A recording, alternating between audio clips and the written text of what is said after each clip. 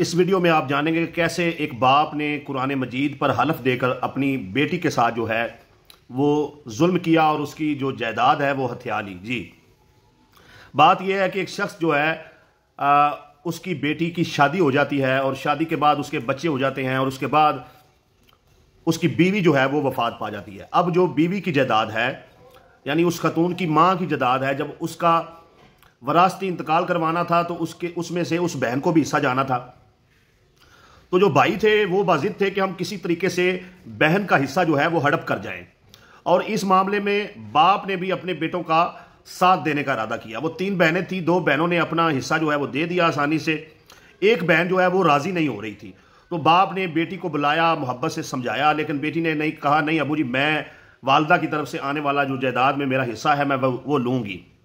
तो अब वालिद जो है उसने वुजू किया, कुरान मजीद लेके आया और बेटी को कहता है कि बेटी ये 3 एकड़ जो है वो तुम अपने भाइयों के नाम कर दो, तो 2 एकड़ जो ज़मीन है मैं मरने से पहले जो है वो तुम्हारे नाम कर जाऊंगा। बेटी ने कहा, नहीं अबू जी, मेरे पास ये ज़मीन ही आप रहने दें, मैंने ये ज़मीन जो है वो नहीं देनी। आप वो जो 2 एकड़ है जब आपके बाद जो है देखेंगे जैसे भी जिसका हिस्सा बनता है बहन भाइयों का वो ले लेंगे। अब बाप जो है वो उसने मिन्नत समाजत की और बेटी को जो है वो कहता रहा बेटी मान जाओ। बेटी नहीं मानी तो उसने कहा, अच्छा बेटी तुम नहीं मानती तो चलो ठीक है, फिर जो है ये जो 3 एकड़ ज़मीन है मैं तुम्हारे नाम जो है वो लगवा देता हूँ। उसका एक प्रोसेस होता है। अब ख़वातीन जो है वो अदालत कचहरी के मामलात को नहीं समझती, ज़मीन के मामलात को नहीं समझती, बहुत सारे मर्द भी नहीं समझते क्योंकि इन कामों से रोज़ पाला नहीं पड़ता। वो बंदा जो है वो हिबा तैयार करवाता है और हिबा पर जो है उस बंदे के उस अपनी बेटी के जो है वो बयान करवा लेता है और बेटी को कहता है भाई जगह जो है ना तुम्हारे नाम हो चुकी है। वो कहती है कोई कागजात अब मुझे दे दे, तो वो कहता है कि नहीं बेटी ये कागजात ऐसे, खामद जो है ना वो तुम्हारा खामद कहीं ये जगह तुमसे कहे कि बेचनी है तो बेच देगा, तो तुम जो है ना इसके कागजात अपने पास रखो और ये है कि कागजात मेरे पास रहने दो, जब तुम्हारे बच्चे थोड़े बड़े हो जाएंगे तो फिर तुम मुझसे कागजात ले लेना। अब मामला क्या हुआ, मामला ये हुआ कि बजाय इसके कि वो जगह जो है अपनी बेटी के नाम लगवाता वरासती इंतकाल में, बाप जो है उसने क्या किया, उसने जाली हिबा जो है अपने बेटों के नाम करवा लिया।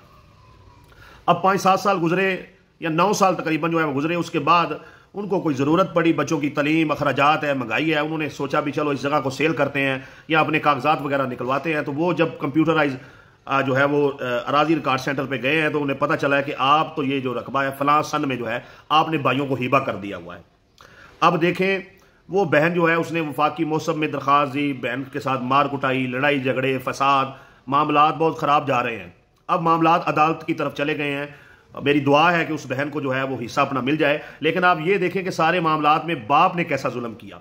बेटियों से मैं ये कहता हूँ, बहनों से मैं ये कहता हूँ कि आपने प्रॉपर्टी के मामले में अपने भाई पर आंखें बंद करके एतमाद नहीं करना, अपने बाप पर भी एतमाद नहीं करना। देखें ये कैसा जालिम बाप है जो अपनी कब्र को दुनिया में रहते हुए भी ही खराब कर रहा है।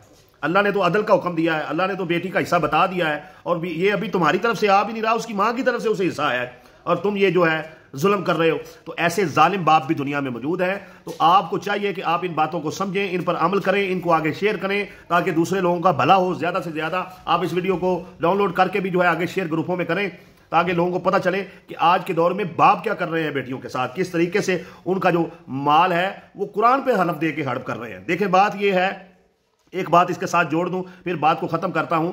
बात सिर्फ इतनी है कि अगर आप पढ़े हुए नहीं हैं या पढ़ी हुई नहीं है तो आपने कतई तौर पर कहीं पर सैन अंगूठा नहीं लगाना।